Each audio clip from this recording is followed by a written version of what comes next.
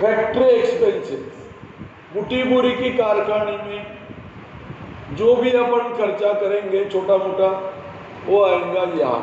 और office expenses बोला, office तो वो आता है प्रॉफिट एंड लॉस में, यानी फैक्ट्री के एक्सपेंसेस ट्रेडिंग में, ऑफिस के एक्सपेंसेस प्रॉफिट एंड लॉस में। उसके बाद देखो रेलवे फ्रेट, FREIGST, ध्यान में रखना।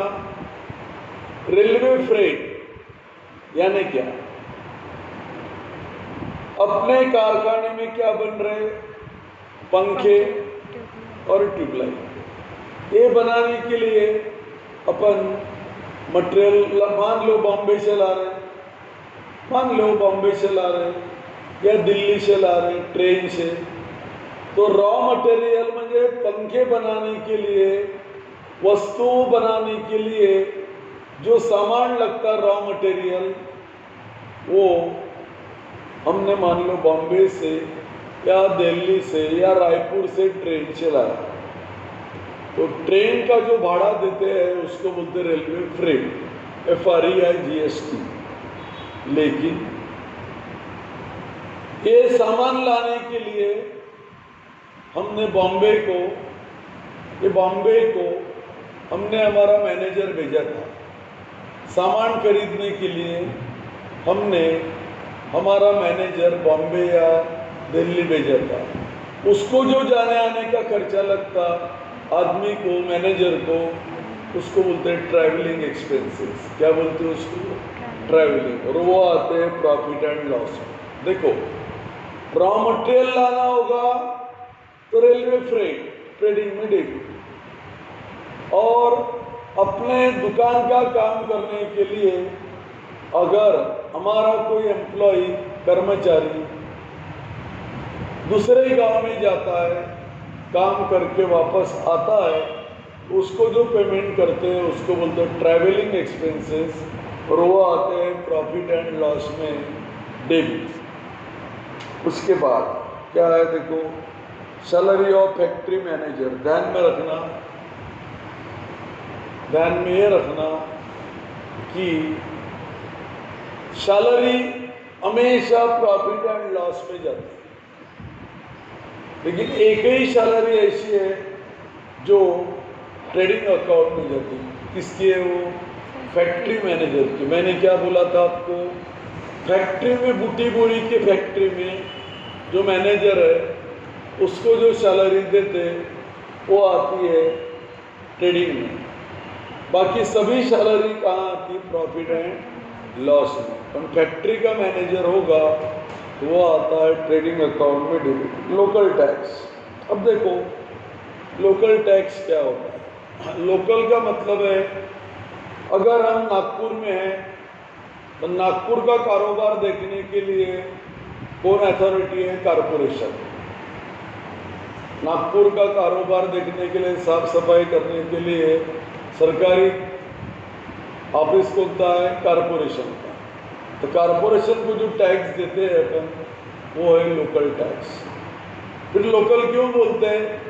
अगर आप छोटे खेड़े में रहते होंगे, छोटे खेड़े में जैसे कनान में, तो वहाँ ग्राम पंचायत रहती, वहाँ म्यूनसिपल कारपोरेशन नहीं रहता, तो वहाँ पर ग्राम पंचायत को टैक्स देना पड़ता, उसको भी क्या बोलते हैं? Local tax. यानी हम जिस गांव में हैं उस गांव की व्यवस्था देखने के लिए जो सरकारी मशीनरी होती है, यंत्रणा, उसको जो अपन टैक्स देते हैं उसको बोलते हैं लोकल टैक्स। अब क्या है? देखो ग्रॉस प्रॉफिट, समझा के बताता हूँ।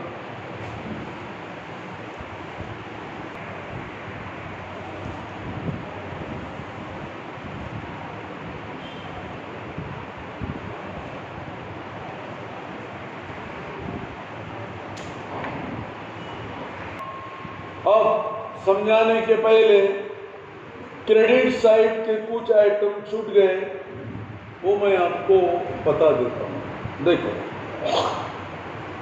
क्रेडिट साइड में सेल्स माइनस सेल्स रिटर्न हो गए।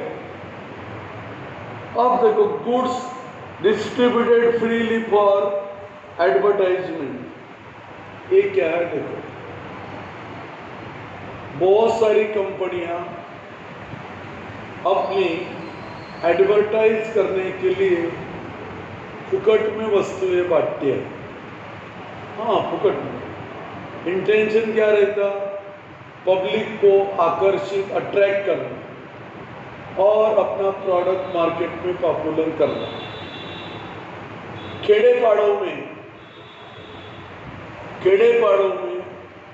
जो मार्केट होते हैं, साप्ताहिक मार्केट, वहाँ पर बीड़ी बनाने वाली कंपनियां 3-3, 4-4 बीड़ी का पैकेट सैंपल बांटते फुकट में। क्यों? लोगों को आदत लगनी चाहिए और लोगों ने फिर अपनी बीड़ी लेना चाहिए। दूसरी बात, ईस्ट इंडिया कंपनी यानी अंग्रेज लोग, ईस्ट इंडिया कंपनी ने 150 साल राज्य किया भारत के ऊपर। अंग्रेज लोग जब भारत में आए तो उन्होंने चौक चौक में यानी स्क्वायर टू स्क्वायर फुकट में चाय बांटी। 3-4 महीने चाय म्हणजे टी फुकट में बांटी सबको आदत लगा दिया। सवेरे उठे कि भिखारी जैसे चले, कहाँ पर? चौक में। क्यों? फुकट में चाय मिलती। और फिर एक दिन अचानक चाय बांटना बंद कर दिया। तब तक इंडियन लोगों को चाय पीने की आदत लग गई। फिर उन्होंने क्या दिमाग लगाया? अंग्रेज लोगों ने चौक में, पुराने समय में न्यूज़पेपर वगैरह नहीं थे, चौक में ऐसा अनाउंसमेंट चालू किया कि जो चाय कल तक तुम यहाँ पीते थे चौक में फुकट में, वो अभी तुम घर में बनाओ।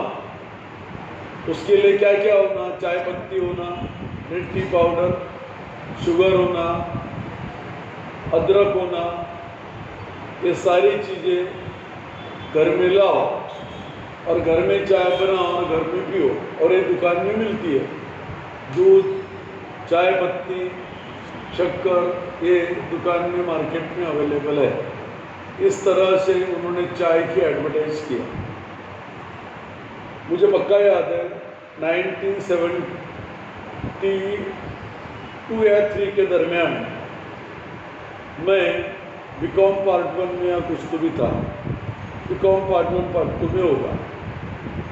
तब भारत में कोका कोला लॉन्च हुआ तो उन्होंने रेशीम बाग में ऐसे ट्रक के ट्रक लाकर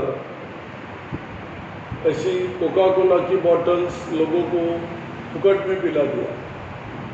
एक ने 3-4 बार महीने में, और कोका कोला पीने की आदत लगा दिया। आज भी आप देखते होंगे, न्यूज़पेपर में पढ़ते होंगे, टीवी पर देखते और सुनते भी होंगे कि एक पर एक वस्तु फ्री, यानी एक वस्तु लो उतने ही पैसे की दूसरी वस्तु फ्री। ये जो फ्री में वस्तु बांटते हैं, काय के लिए बांटते हैं?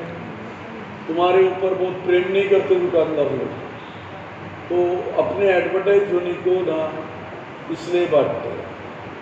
बहुत बार हमारे घर में जो न्यूज़पेपर आते हैं तो साल में एक आधे बार या 1-2 बार पॉन्ड्स जो है, जो पॉन्ड्स के लेडीज़ के प्रोडक्ट ज़्यादा है, Pond's powder, Pond's snow, Pond's liquid, cold cream, इसके छोटे से पैकेट न्यूज़पेपर पर चिपका के आपके घर में बांटते हो।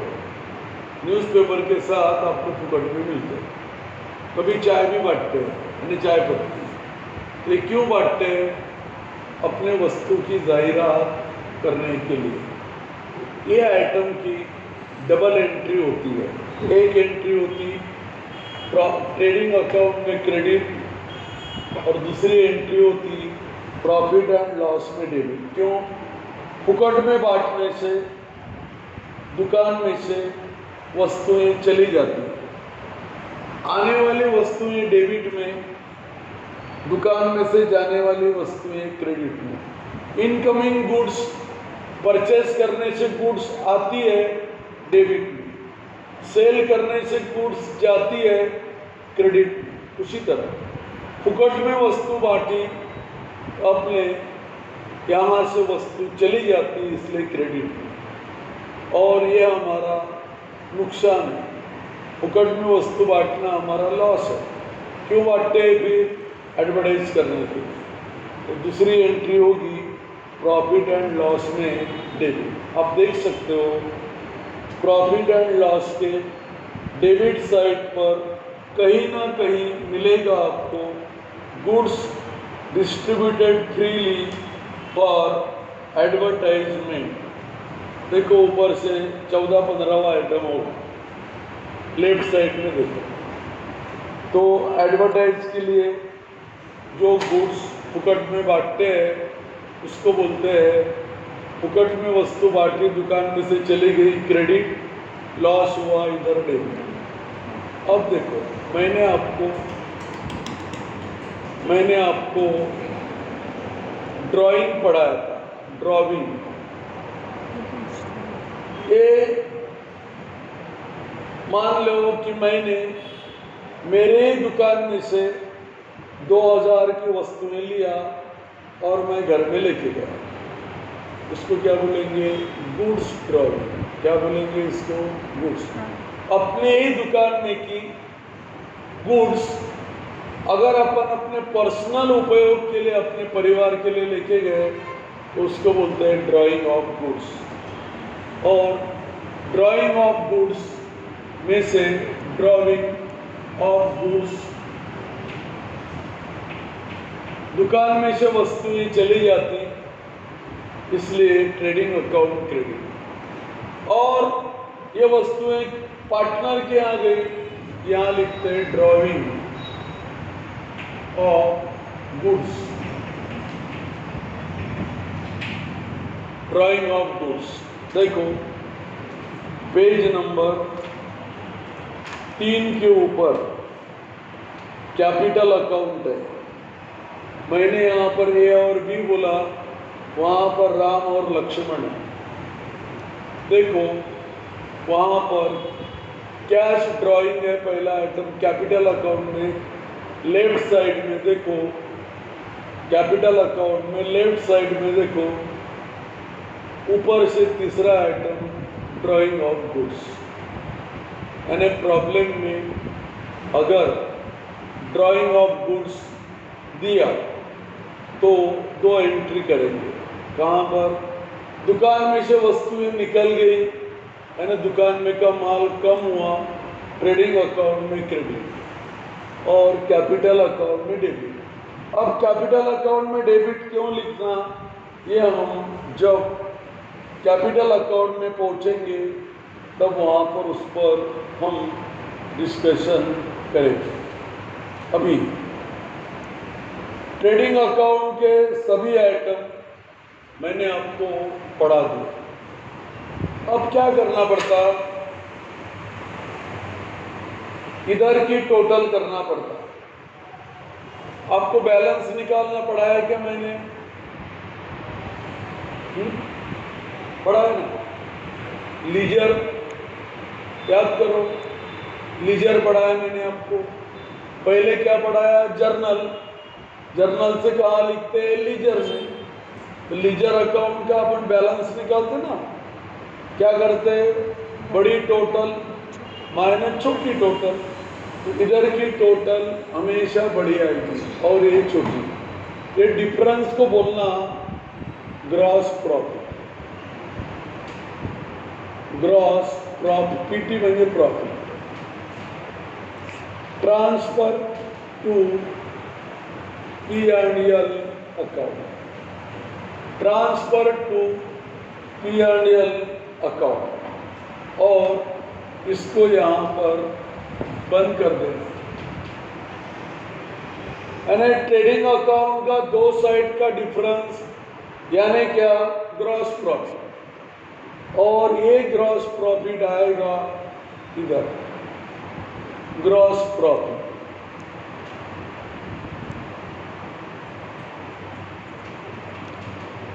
यहाँ लिखेंगे हम ट्रांसफर फ्रॉम ट्रेडिंग अकाउंट। यहाँ लिखा ट्रांसफर टू P&L, यहाँ लिखा ट्रांसफर फ्रॉम ट्रेडिंग अकाउंट। अब देखो ग्रॉस प्रॉफिट क्या है, मैं और आप दोनों पार्टनर है, हमारी फैक्ट्री कहाँ है, बूटी बोरी में, तो बूटी बोरी के फैक्ट्री का प्रॉफिट, बूटी बोरी के कारखाने का प्रॉफिट म्हणजे ग्रॉस प्रॉफिट। हमारा कारखाना यानी फैक्ट्री हमको जो इनकम कमा कर देती है उसको बोलते हैं ग्रॉस प्रॉफिट। तो ये हो गया ग्रॉस प्रॉफिट यानी कारखाने का प्रॉफिट। ये इधर लेके अभी हम प्रॉफिट एंड लॉस अकाउंट पर चलते हैं।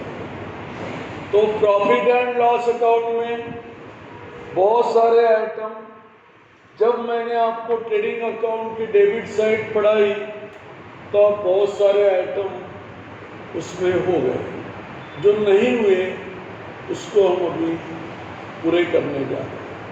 मेरा स्पष्टीकरण पढ़ाना मैक्सिमम हिंदी में इसलिए है कि कुछ बच्चे मराठी मीडियम से आते हैं और 11th में इंग्लिश लेते हैं। इंग्लिश टू इंग्लिश अगर कन्वर्सेशन किया उन बच्चों को समझता नहीं जो मराठी मीडियम से इंग्लिश मीडियम या हिंदी मीडियम से इंग्लिश मीडियम में आए। वैसा भी जो इंग्लिश मीडियम पढ़ते हैं बच्चे, 10% बच्चे की इंग्लिश ज़बरदस्त होती है, 90% बच्चों की इंग्लिश ज़बरदस्ती की होती है। ज़बरदस्त यानी खुद की इंग्लिश, ज़बरदस्ती से यानी रट्टा मारी हुई इंग्लिश, तो उनको हिंदी में अच्छा समझता है। इसलिए मैं मैक्सिमम मेरा कन्वर्सेशन हिंदी में रहता है। पूरा इंग्लिश किया तो मराठी मीडियम और हिंदी मीडियम के बच्चों को प्रॉब्लम जाता है। उसके बाद अभी हाँ देखिए, प्रॉफिट एंड लॉस में पहला आइटम हो गया सैलरी एंड वेजेस, हो गया अनप्रोडक्टिव, हो गया इनडायरेक्ट पैकिंग। पैकिंग एक्सपेंसेस यानी क्या, ये बताओ। जब भी मैंने और तुमने भजिया का दुकान लगाया था, याद है क्या, कैरेज इनवर्ड पढ़ा रहा था, तब मैंने और आपने भजिया का दुकान लगाया था। मम्मी ने घर में भजिया बना दिया और चौक में दुकान लगाने गए, अपन लगा दिया। लोग आए, बोले भाई 100 ग्राम भजिया दो, उनके हाथ में दोगे क्या करोगे?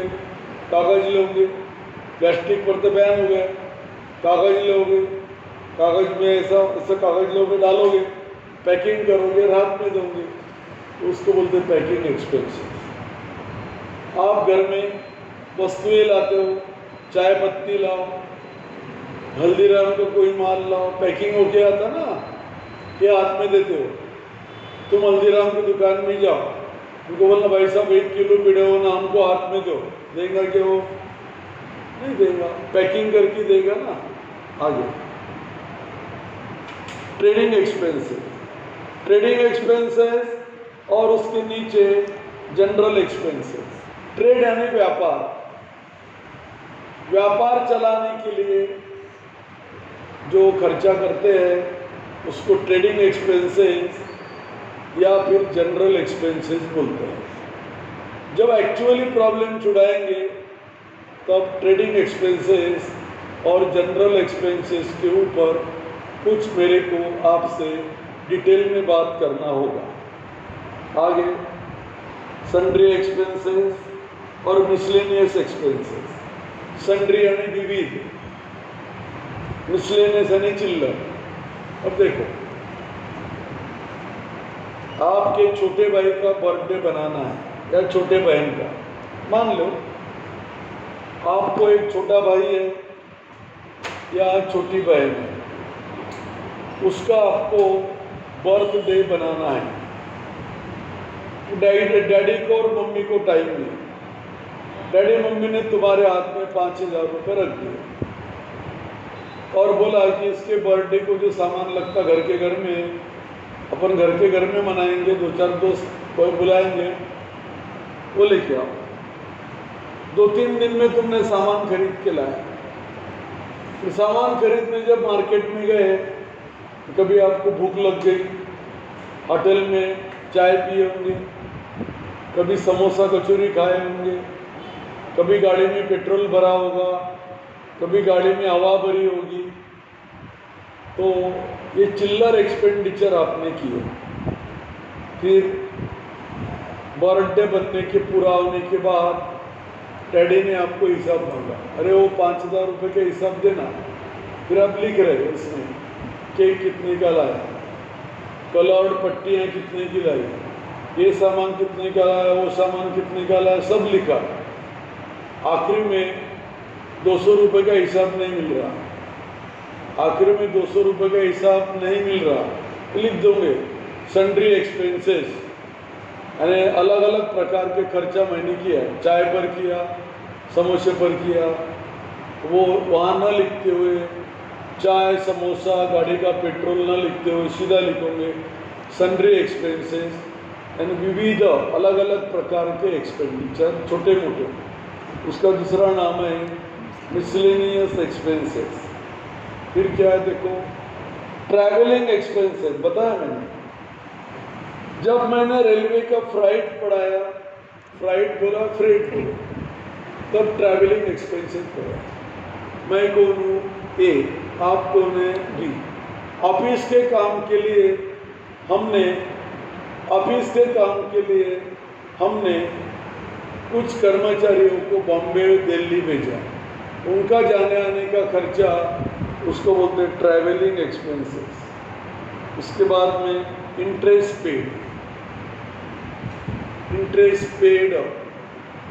अब देखो, बिजनेस चलाने के लिए पैसा कम गया तो आप क्या लोगे, बैंक से कर्जा लोगे, बैंक से नहीं मिला तो साहूकार से लोगे, उससे नहीं मिला तो अपने डैडी से लोगे, कहीं से भी कर्जा लोगे तो उसके ऊपर क्या देना पड़ेगा, इंटरेस्ट। तो उसको बोलते हैं इंटरेस्ट पेड।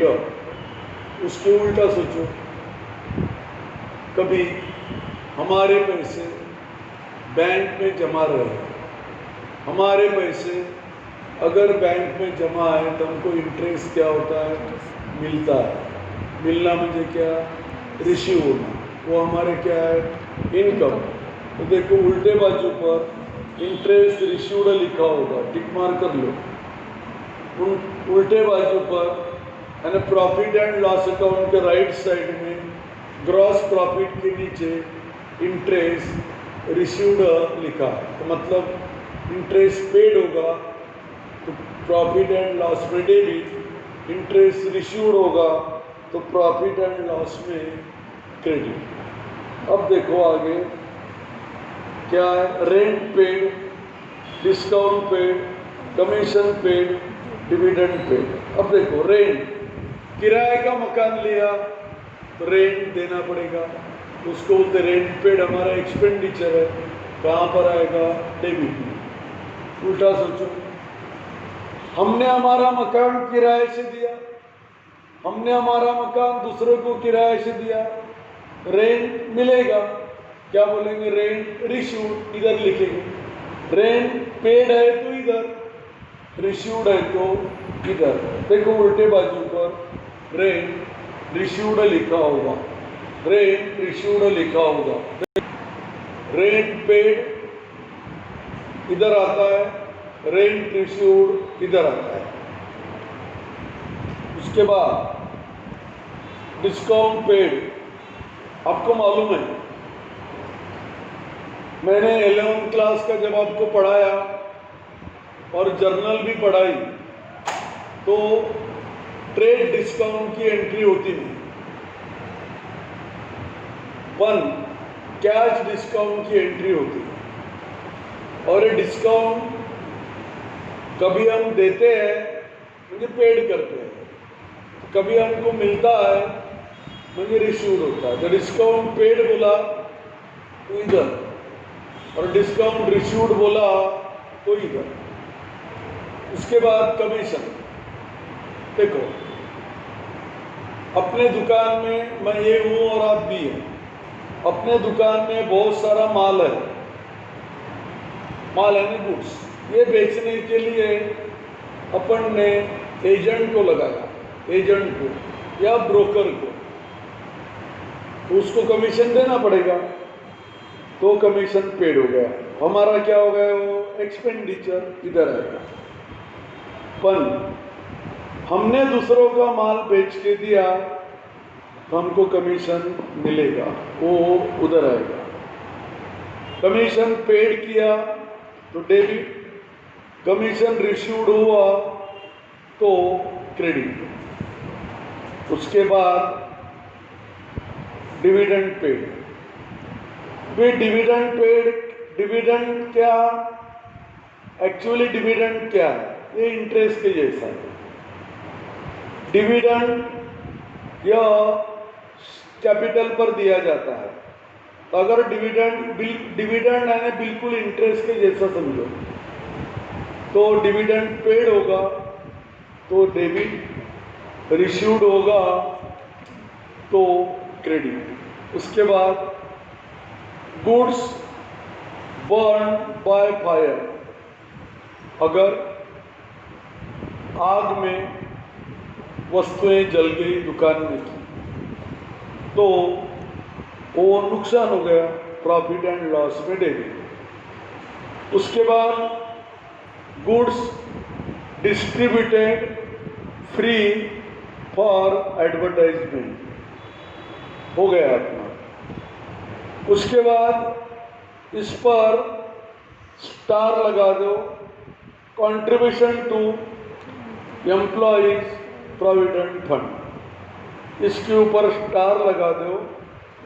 ये प्रोविडेंट फंड के टोटल 4 आइटम हैं, वो चारों के चारों आइटम एक साथ मैं आपको बैलेंस शीट जब चालू करूंगा तब पढ़ा दूंगा।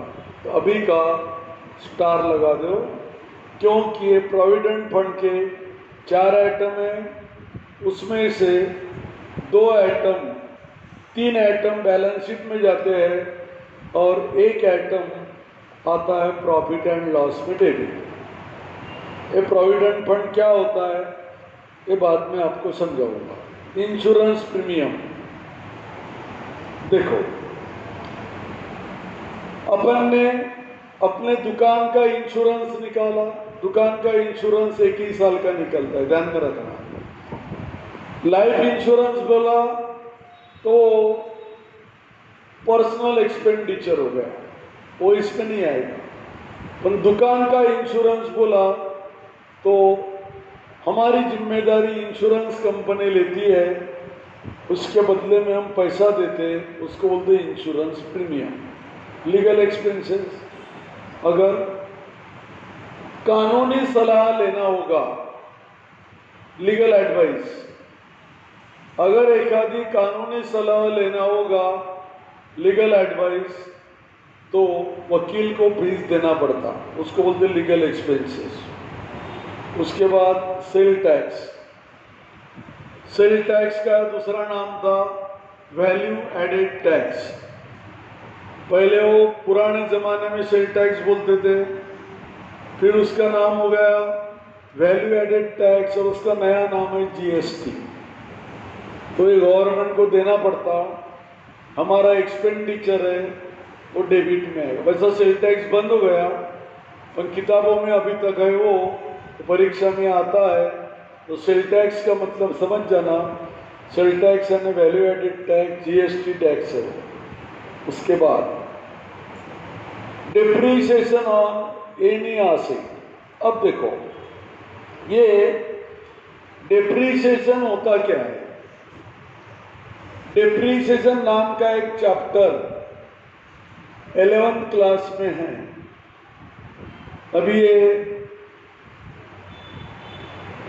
कोरोना के कारण 11th के क्लासेस में का और डिप्रीशिएशन वगैरह कॉलेज में भी आपका नहीं होगा, पर मैं मीनिंग आपको बता देता हूँ। डिप्रीशिएशन यानी क्या, देखो आप साइकिल का या स्कूटर का टायर लेते हो, या नवीन साइकिल लिया तो, या नवीन स्कूटर लिया तो उसको टायर रहता है। टायर बड़ा फ्रेश रहता है जब वो नया रहा तो। जैसे जैसे बाइसिकल चलती है वैसा वैसा वो टायर घिसते जाता है और कुछ दिनों के बाद वो टायर बिल्कुल चिकना हो जाता है। यानी क्या हुआ, टायर के ऊपर की डिजाइन निकल गई। इसको बोलते हैं डिप्रिसिएशन। टायर चिकना होने के बाद भी और आपने उस स्कूटर या साइकिल चलाया तो क्या होगा, वो ब्लास्ट होगा। अपन बोलेंगे ना टायर फट गया, एक्चुअली ट्यूब फटता है बाद में टायर फटता है, तो इसको बोलते हैं डिप्रिसिएशन। दूसरा, आप नवीन चप्पल लेते हो या नवीन जूते लेते हो और आप पहनते हो तो बड़ा आपको कंफर्टेबल लगता है, बहुत अच्छा लगता है कि चलते समय मजा आती। कुछ दिन के बाद आपकी चप्पल या जूता नीचे से घिसना चालू होता, चिकना आता। फिर भी आपने चलाया वो जूते को या चप्पल को, बहुत चलाया, आप घिस गया वो नीचे से पूरा, फिर भी आप चला रहे, बहुत ज़्यादा आप वही जूता चला रहे, चप्पल चला रहे, तो क्या होगा, आपका पाँव जमीन को छूने लगेगा। आपके पाँव की और ज़मीन की मुलाकातें शुरू हो जाएगी। यानी आपकी चप्पल को छेद गिरेगा, वो छेद में से आपका पाँव जमीन को टच होगा, तो समझ जाना कि आपके चप्पल का या जूते का क्या हो गया, डिप्रिसिएशन। या कैनवास का शूज पहनते होंगे तो एक आधी उंगली बीच में से बाहर निकलती, ऐसी उंगली बाहर निकलती और देखते रहती बाहर क्या है करके, समझ जाना आपके जूते का क्या हो गया, डिप्रिसिएशन। कल्पना करो कि आपके पाँव में जूता है या जूते में आपका पाँव है। एक्चुअली पाँव जूते में होता है पण बोलता आपण उलटे आहे, पायात चप्पल घाल असं म्हणतो पण ॲक्च्युअली आपण चपलीत पाय घालतो। पण आई काय म्हणते, अरे पायात चप्पल घालून जा, पाय फाडून चप्पल अंदर टाकतो का आपण, नाही टाकत, पण घालतो काय, चपलेमध्ये पाय घालतो। पण आई काय म्हणते, पायात चप्पल घाल, भाषा आहे ती समजतो आपण पण, म्हणजे आपल्याला चुकीचं देखील बरोबर समजतं। तर तो चप्पल और जूते का जैसा डिप्रिसिएशन होता है वैसा ही बड़े बड़े मशीनरी का डिप्रिसिएशन होता है, फर्नीचर का डिप्रिसिएशन होता है। तुम्हारे यहाँ बर्तन होंगे, नानी के ज़माने के, नाना के ज़माने के, दादा दादी के ज़माने के पितल के बर्तन होंगे या स्टील के होंगे, देखो घिस के कहीं पर छेद गिरा होगा, कहीं पतला हो गया होगा, उसको क्या बोलते हैं, डिप्रिसिएशन। यानी कंटिन्यूअस उपयोग करने के कारण वस्तु की कीमत कम होती है और उसकी यूटिलिटी, उपयोगिता भी कम होती है, उसको बोलते हैं डिप्रिसिएशन। जैसा कि कंटिन्यू स्कूटर साल भर 1.5 साल चलाने के बाद गाड़ी के टायर बदलना पड़ता, बेरिंग बदलना पड़ता, क्यों, उसका हो गया वो डिप्रिसिएशन। उसके बाद हाँ, तो डिप्रिसिएशन की एक एंट्री और होती है बैलेंस शीट में, इधर वो मैं जब बैलेंस शीट में पहुंचेंगे तो समझा दूंगा। उसके बाद रिपेयरिंग एंड मेंटेनेंस, इसमें 2 शब्द है, रिपेयर करना और मेंटेन करना। कुछ लोग गाड़ी, साइकिल हो या स्कूटर हो या कार हो, बिगड़ने के बाद, नादुरुस्त होने के बाद दुरुस्त करते हैं, उसको रिपेयरिंग बोलते हैं। पर कुछ लोग गाड़ी को अच्छे कंडीशन में रखने के लिए गाड़ी नादुरुस्त होने की, नादुरुस्त नहीं भी हुई तो भी वो मैकेनिक के पास लेके जाते हैं, उसको बोलते हैं मेंटेनेंस। तो देखो, कुछ लोग बीमार गिरने के बाद दवा लेने अस्पताल जाते और रिपेयरिंग हो गया। पर बहुत सारे लोग बीमार गिरे या ना गिरे, अपनी तबीयत अच्छी रहने के लिए अस्पताल में रेगुलरली जाते, महीने के महीने, चाहे वो बीमार हो चाहे ना हो, उसको बोलते हैं मेंटेनेंस। अमिताभ बच्चन जी जो हमारे शहंशाह है फिल्म इंडस्ट्री के, रेगुलर चेकिंग करवाते अपने 15 दिन में एक बार। वो खुद लिखते हैं ट्विटर पर कि चाहे तबीयत बेकार हो या ना हो, रेगुलर अपनी बॉडी मेंटेन करने के लिए चेकिंग करते और चेकिंग के लिए पैसा देते, उसको बोलते हैं मेंटेनेंस। उसके बाद कमीशन टू सेलिंग एजेंट। माल बेचने के लिए अगर अपन ने कोई एजेंट लगाया तो उसको जो कमीशन देते हैं उसको बोलते commission to selling agent. Interest given on loan taken ऊपर हो चुका है। अलाउंसेस टू डायरेक्टर, देखो दुकान चलाने के लिए मैं कौन हूँ ए, आप कौन है बी, हम दोनों की क्या है पार्टनरशिप। पार्टनरशिप में हमारा दुकान बहुत बढ़ गया, नागपुर में, पुणे में, मुंबई में, सोलापुर में अपने दुकान के ब्रांचेस है। तो कारोबार देखने के लिए फिर अपन डायरेक्टर लोग लगाते हैं। डायरेक्टर यानी मैनेजर के ऊपर की पोस्ट होती है, वो डायरेक्टर लोग अपने दुकान संभालते हैं। जैसा मैं और आप नागपुर में बैठे हैं, बम्बई का दुकान कौन संभालेगा, यहाँ से अपन फोन करेंगे उनको, हम चलाएंगा कौन, वहाँ मैनेजर। तो मैनेजर के ऊपर भी एक पोस्ट लगाते हैं डायरेक्टर। तो डायरेक्टर को मीटिंग को अगर बुलाया तो उनको अलाउंस देना पड़ता, और उसके नीचे ही है डायरेक्टर फी, यानी जाने आने का पैसा देना, यानी अलाउंसेस बोलते हैं, और मीटिंग में बैठने का पैसा देना उसको डायरेक्टर की फी बोलते हैं। उसके बाद मैं और तुम कौन हो, पार्टनर।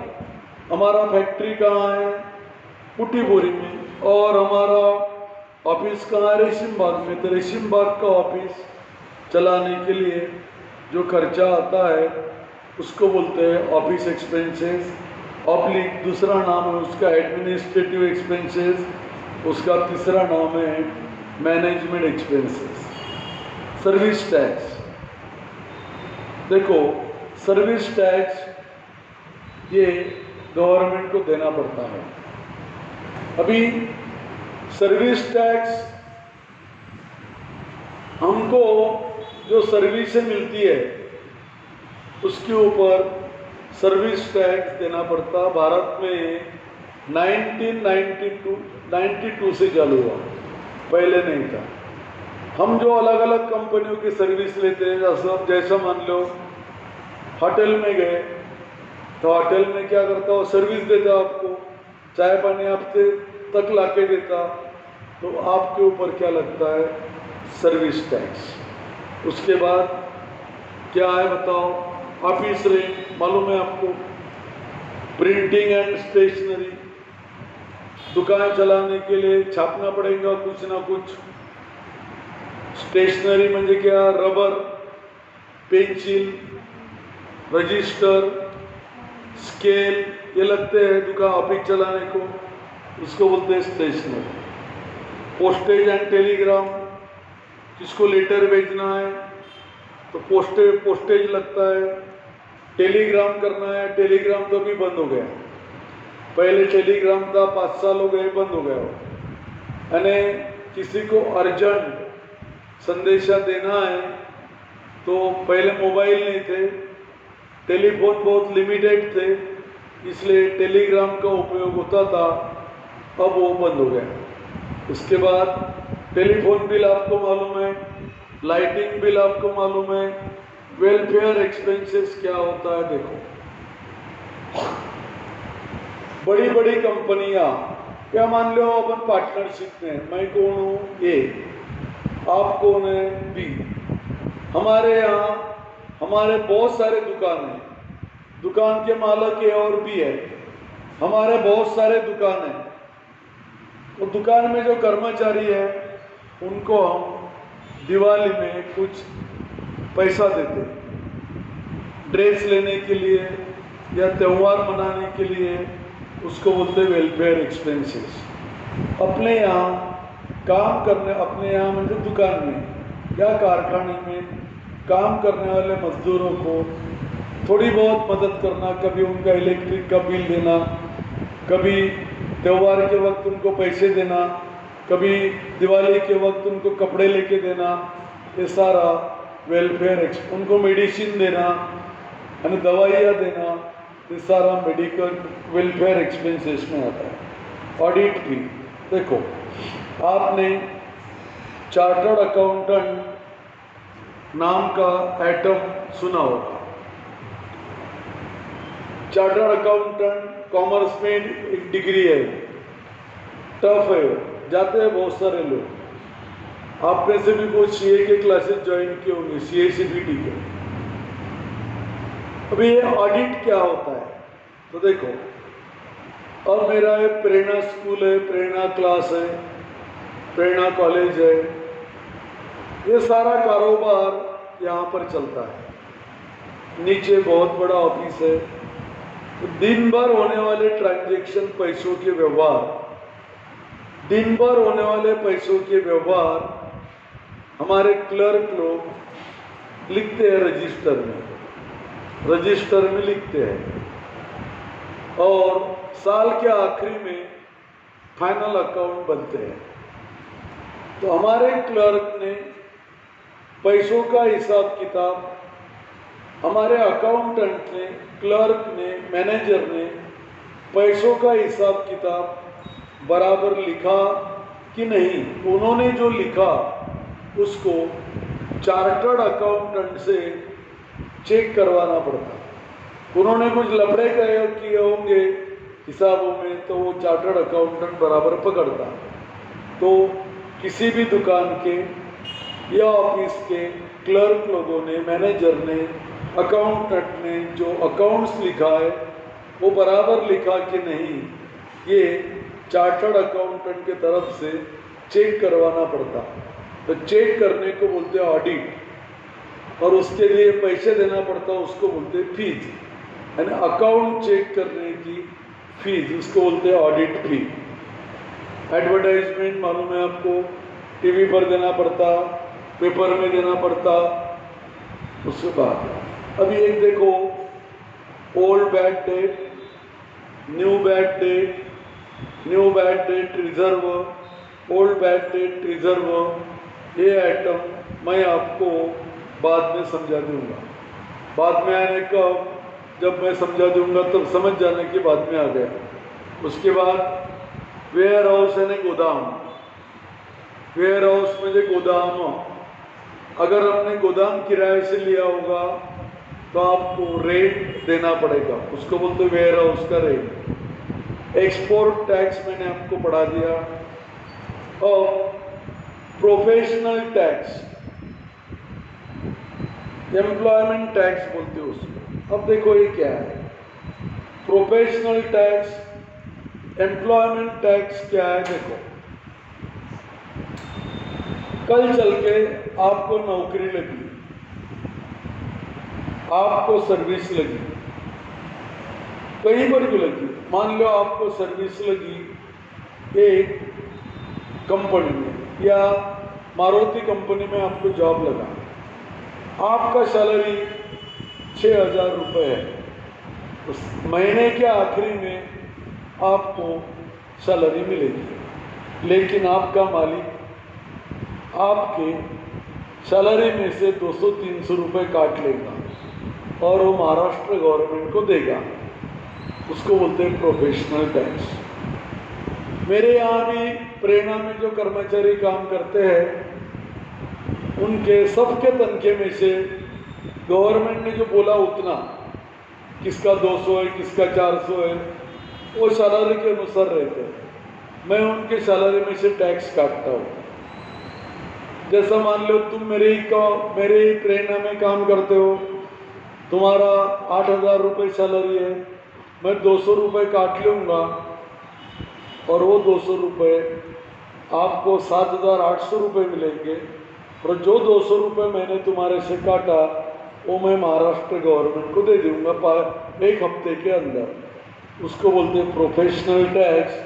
या यूपी में उसका नाम है, उत्तर प्रदेश में उसको एम्प्लॉयमेंट टैक्स बोलते हैं, जीएसटी। अब देखो, जीएसटी नॉट रिकवरेबल बोला होगा तो यहाँ लिखना है डेबिट में। अभी जीएसटी के 2-3 आइटम आएंगे।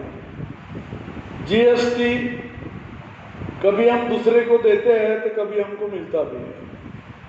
तो जीएसटी नॉन रिकवरेबल होगा तो वहाँ पर लिखना, और रिकवरेबल होगा तो कहाँ लिखना हम बाद में बताते हैं।